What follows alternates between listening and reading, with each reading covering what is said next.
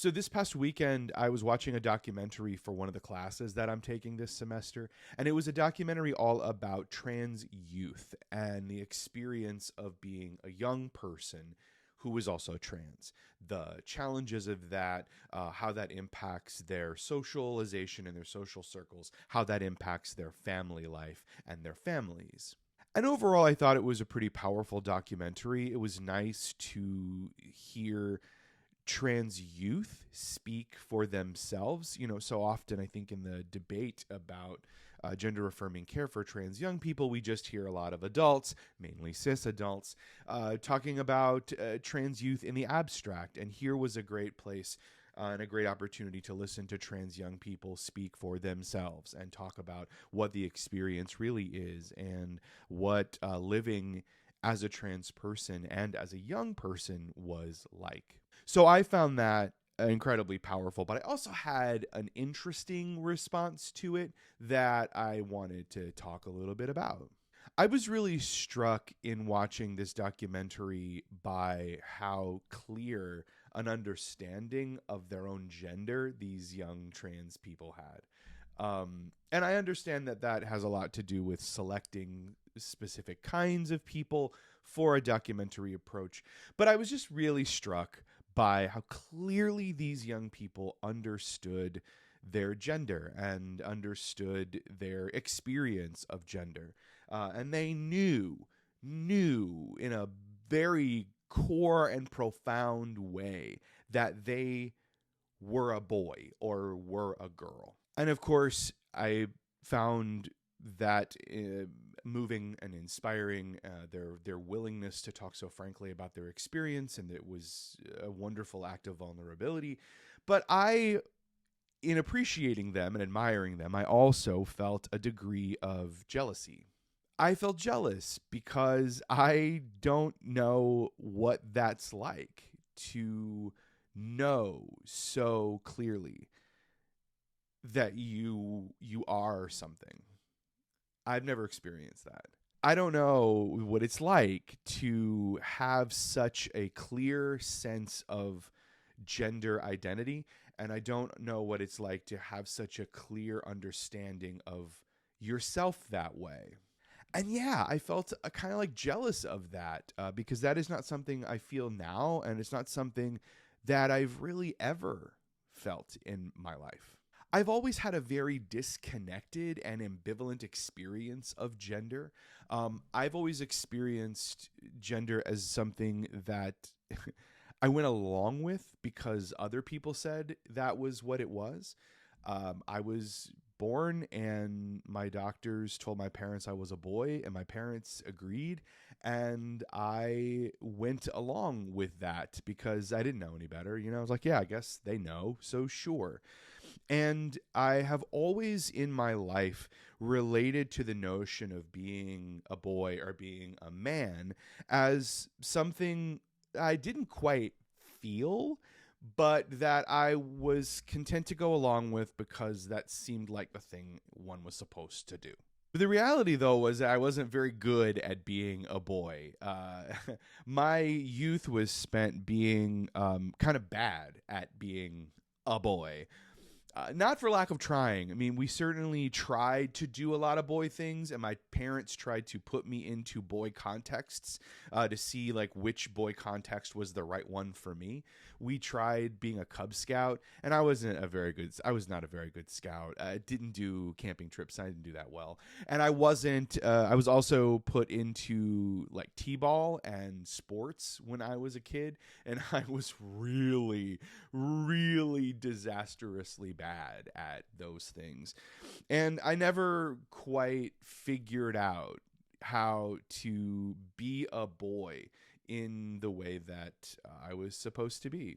And unlike those kids that I saw in the documentary, I also never really felt deeply connected to the idea of being a boy. I didn't feel connected to the idea of being a girl either. I just felt like connected to nothing. I just felt like me. I didn't feel like the boys. I didn't feel like the girls. I just didn't feel like anything. I felt like just Cody, whatever that was going to mean. And I suppose I expected that to change as I became an adult and understood myself more completely, but that persisted. That sense of not fitting into what I was supposed to be persisted and persists for me as an adult. I certainly do not ever feel comfortable or like cisgender men, particularly straight cisgender men. I just don't get it. I feel very much not like them, and I'm always kind of very deeply uncomfortable. But I also feel that same way within a queer cis male configuration, where I'm supposed to feel more like myself because I am supposed to also be a queer cis male. And I still feel a bit out of place. I feel like I don't perform maleness in the same way that they do, and I feel like I'm watching them experience some experience of maleness that is not understandable to me, that is not accessible to me, and I feel like an outsider there too. So, in a lot of ways, admittedly, coming out as non binary and agender has been a very fulfilling and empowering experience. It has allowed me to contextualize those experiences I had as a kid and the experiences I have as an adult and understand them in a way that isn't me being bad at something. It's a very similar journey that I had with my aceness. Learning that I was ace allowed me to contextualize a life of thinking of myself as a broken gay person. Coming out as agender and coming out as non-binary has helped me see my gender experience not as a broken one, but as a complete one that has a context and a name and an understanding. But it is hard for me not to feel some envy, I guess, jealousy, as I said before, of people, both cisgender and particularly of trans people, who understand a gender experience really, really clearly. Like they really clearly know themselves. And I kind of envy that. That must be nice. Now, I want to be clear that this is not me saying that I think, for example, binary transgender people have it easier than me somehow as an agender non-binary person that presents as male in the world. I don't think that experience is easier than mine. I understand that my particular experience is very convenient for me because I can still move through the world being perceived as a cisgender person. And there are many parts of the trans experience that I do not have to experience because the world sees me in the way that they do. But I am saying that I do feel that little pang of longing for the experience of recognizing that the gender you are assigned at birth does not describe you, and also knowing exactly what does describe you. Now, I am always someone who preaches the power and value of possibility, that being in these spaces that my identities allow me to exist in, an asexual space and a non-binary space that are not attached to binaries or boxes, it offers up an opportunity to just expand the possibilities and dream new worlds and dream experiences and just create something that is unique and special and that works for me. And look, I love that. I want people to think about their lives that way. I want to think about my life that way. I generally think about my life that way. And I am all about dreaming a new world into being as kind of a central function and project of the queer experience. But I also want to hold space for the feeling of being unmoored and what that is like when your identities don't affix you to any specific place. Being ace a lot of times feels like being unmoored in the world of sexuality. I understand my experience. I love my experience. But sometimes I just feel like I'm floating out there in the ocean, you know?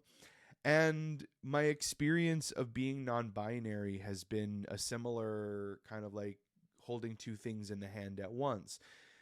Being non binary has been an incredibly centering experience. It's helped me understand myself in a clearer and truer way.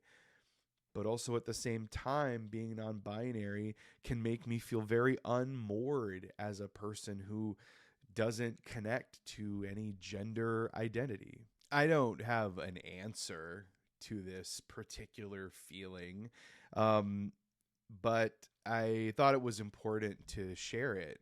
Um, I think sometimes in the world of content creation, we focus a lot on trying to center all of the positives, and which is great and important.